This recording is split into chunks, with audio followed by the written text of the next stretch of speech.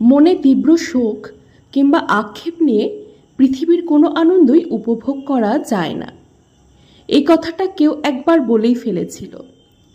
সেই থেকে আমি আর আনন্দের দিকে তাকাই না। হয়তো তারা এসেছিল, হয়তো কেউ পাশে দাঁড়িয়ে মুচকি হেসেছিল, কিন্তু আমার চোখে শুধু একটা প্রশ্নই ঘুরে বেড়ায়, যদি সে থাকতো, যদি আমি একটুখানি আগলে রাখতে পারতাম সবটা, যদি সময়টা একটু ধীর হতো। আনন্দ ওটা এখন শুধু অন্যদের মুখে মানায়। আমার হাসিতে একটা কষ্ট লুকিয়ে থাকে, একটা না পাওয়া, না বলতে পারার দীর্ঘশ্বাস। আমি জানি এখন আর কিছুই ফিরে আসবে না, তবু মনের ভেতর একটা ঝড় বয়ে যায় প্রতিদিন। চোখের কোণে ভিজে থাকে অদৃশ্য কিছু জল, আর বুকের ভেতর বাজে একটা চাপা আর্তনাদ।